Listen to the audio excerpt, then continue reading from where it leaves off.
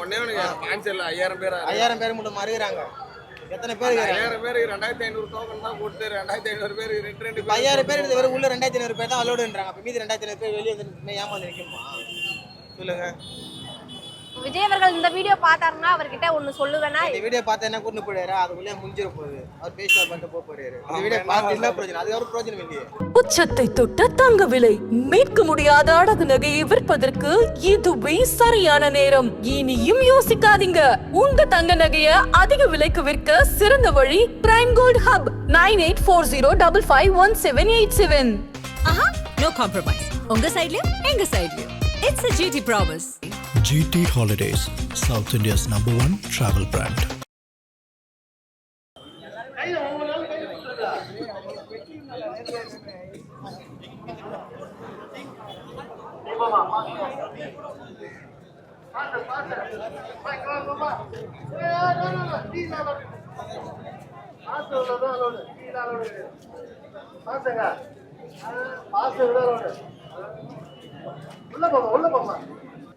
ரொம்ப எக்ஸைட்மெண்ட்டாக நாங்கள் வந்து வந்தோம். ஆனால் வந்து ஒரு பாஸுக்கு வந்து 2 பேர் சொன்னாங்க. இப்போ வந்து ஒருத்தவங்க சொல்லிட்டு வெளில நிற்க வச்சுருக்காங்க. போகிறப்போக்கள் தான் பார்க்கணும். பாண்டிச்சேரிக்கு விஜய் அவர்கள் முதல் முறையாக வராரு, என்ன பேசுவார்னு எதிர்பார்க்குறேன். பாண்டிச்சேரிக்கு வந்திருக்காரு, ஷூட்டுக்கு வந்திருக்காரு. இப்போது வந்து கட்சி ரீதியாக இப்போ தான் ஃபஸ்ட் டைம் வராரு. அவர் என்ன பேச போகிறாருன்னு எக்ஸைட்மெண்ட்டாக இருக்கும். ஃபர்ஸ்ட் டைம் வர போகிறாரு, ஃபர்ஸ்ட் டைம் பார்க்க போகிறீங்கல்ல, அந்த மொமெண்ட் எப்படி இருக்கும்னு நினைக்கிறீங்க? அதுதான் ஒரு பெரிய எக்ஸைட்மெண்ட்டாகவே இருக்குது. இப்போ நம்ம ஃபஸ்ட் டைமாக ஒரு நம்ம பார்த்துடணும், இதுக்கப்புறம் ஒரு எப்போ நம்ம பார்க்க போகிறோன்னு தெரியாது. அதை கண்டிப்பாக நம்ம வந்து பார்த்துடணும் தான் நம்ம. அதிலே ஒரு லிமிட் தான் நம்ம கொடுத்துருக்காங்க 5000 மெம்பர்ஸ்னு. அதுக்குள்ளே நம்ம போய் கண்டிப்பாக பார்த்துடணும் ஒரு எக்ஸைட்மெண்ட்டில் தான் வந்திருக்கோம். கண்டிப்பாக பார்ப்போம். நம்ம 5000 பேர் தான் அலௌட் அப்படிங்கும் போது நிறைய பேர் வருத்தப்படுறாங்க. உங்களுக்கு அந்த வருத்தம் இருக்கா?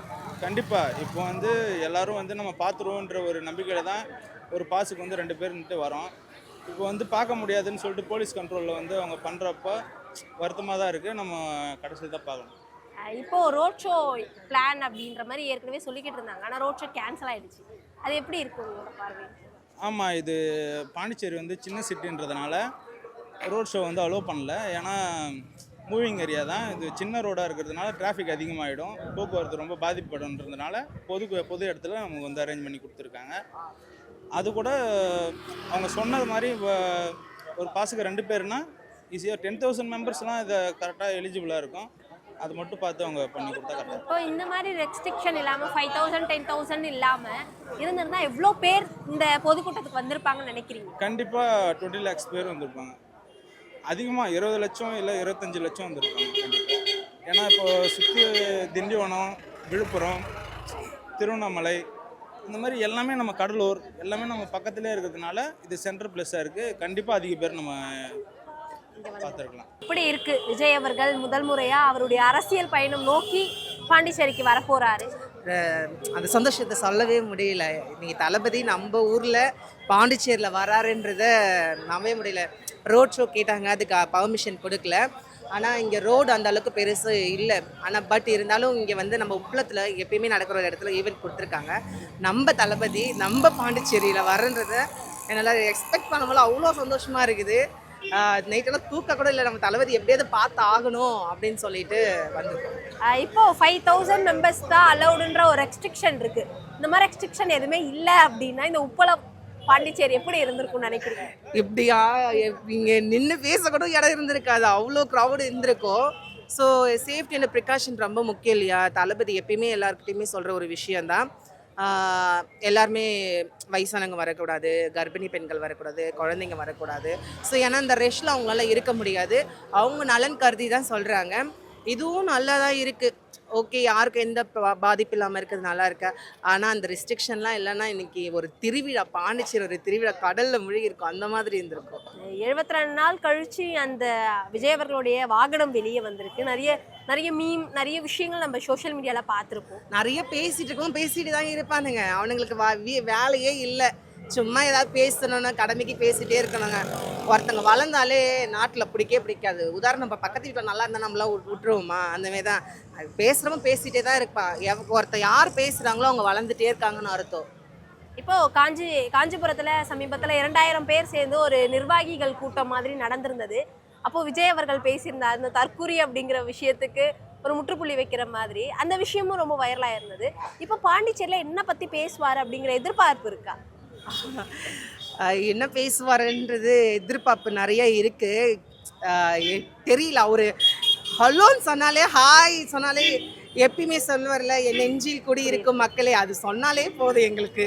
ஓகே, விஜய் அவர்களுடைய இவ்வளோ நாள் பயணம் சினிமாவை தாண்டி அரசியலில் ஒரு காலடி எடுத்து வச்சிருக்காரு. இது ஒரு ஆடியன்ஸாவோ இல்லை ஒரு மக்களாவோ, பாண்டிச்சேரியில் இருக்க ஒரு மக்களுடைய கருத்துனா இது அப்படின்னா என்ன சொல்லலாம்?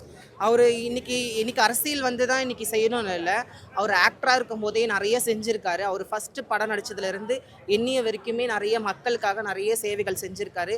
எல்லா திட்டங்களும் செஞ்சுருக்காரு, அப்போவே செஞ்சுருக்காரு. அப்போ செஞ்சவர் இப்போ செய்ய மாட்டாரா? மக்களுக்காகவே வந்திருக்காரு. எல்லாத்தையும் விட்டுட்டு மக்களுக்கு சேவை செய்யணும், மக்களுக்காக தன்னுடைய பணியை செய்யணும், சிறப்பாக செய்யணும்னு சொல்லி வந்திருக்காங்க. இந்த அரசியல் அமைப்பு தளபதி வந்தால் கண்டிப்பாக ஒரு மாற்றம் இருக்கும். மக்கள் அனைவரும் நல்லா பயன்பெறுவாங்கன்னு ஒரு நம்பிக்கை இருக்குது. எல்லாருமே ஒரு கடைசி ஒரு மூச்சியாக பிடிச்சிருக்கிறது நம்ம தளபதியை தான்.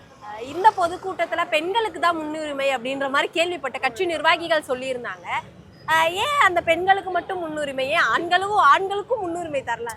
இல்லை, ஏன்னா பெண்களுக்கு முன்னுரிமை கொடுத்துருக்காங்கன்னா, சில பேர் அவங்களால கம்மோட் பண்ண முடியல, வர முடியலன்னும் போது ஆண்கள் எங்கே இருந்தாலும் வந்துடுவாங்க, பெண்களால் டக்குன்னு வர முடியாது. எனக்கு இந்த ஒரு விஷயம் என்ன பிடிச்சிருக்குன்னா, இந்த கட்சியில் பெண்களுக்கு முக்கியத்துவம் கொடுக்குறது எனக்கு ரொம்ப பிடிச்சிருக்கு. பெண்களுடைய சேஃப்டிலேருந்து பெண்களுக்கான ஃபஸ்ட்டு ப்ரிஃபரன்ஸ் கொடுக்குறது எனக்கு ரொம்ப பிடிச்சிருக்கு.